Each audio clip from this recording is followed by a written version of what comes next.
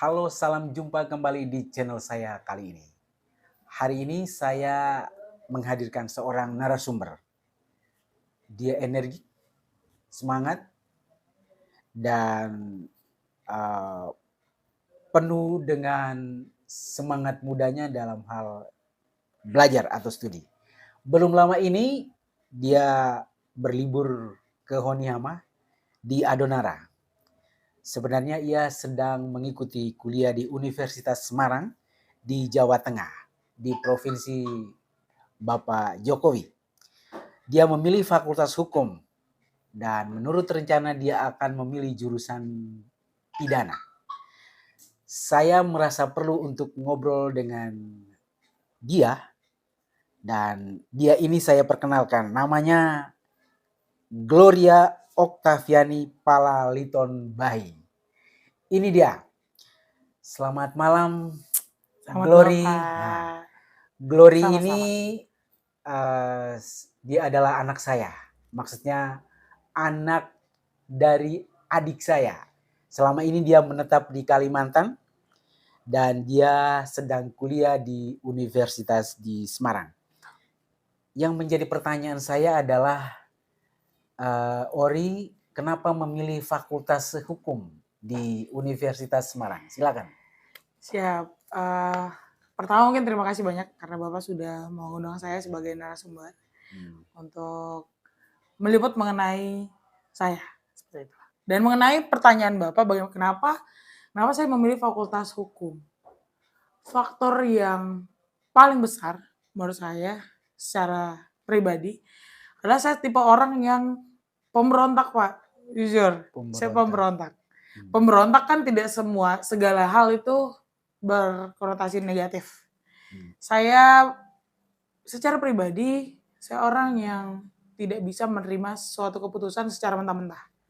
Maka dari itu saya bisa sebutkan bahwa diri saya pemberontak dan dalam hal mengapa saya memilih hukum, karena ketika yang atas bilang A, saya nggak bisa, Pak. Saya nggak bisa harus ngikut dia langsung ke A. Saya harus berpikir kalau itu emang A, ataukah saya punya jalan lain ke B ataupun ke C dan sebagainya. Seperti itu. Oke, ini berarti sebenarnya keinginan sendiri, tidak ada faktor dari luar yang memaksa Ori untuk memilih Fakultas Hukum begitu? Pure ini keinginan saya, ini cita-cita saya, Pak. Oke. Saya sempat mendengar awalnya memilih hubungan internasional. Sebetulnya kemanfaatan apa sebenarnya hukum ini bagi Ori sendiri? Nggak muluk-muluk, Pak. Emang sejauh ini hukum yang kita hadapi, apalagi di negara kita tercinta ini, masih banyak yang menggunakan stigma bahwa hukum itu tumpul ke atas, tajam ke bawah. Seperti itu. Dan kemanfaatan yang harus saya dapatkan dari hukum ini adalah saya harus bisa menegakkan hukum. Sebagaimana memang naturalnya hukum itu harus ditegakkan, Pak. Seperti itu. Oke. Lalu bagaimana dengan relevansinya atau kesesuaiannya dengan cita-cita yang diinginkan oleh Gloria sejak kecil atau bahkan sampai sekarang punya cita-cita begitu dalam kaitan dengan hukum ini gitu.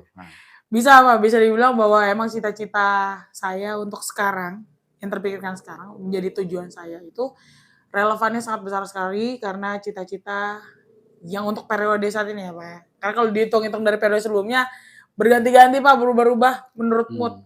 Dan sekarang sudah menetapkan jurusan ke hukum, saat ini saya bercita-cita ingin menjadi seorang jaksa atau hakim. Kalau bisa hakim agung yuk, bisa yuk, seperti itu. Oke.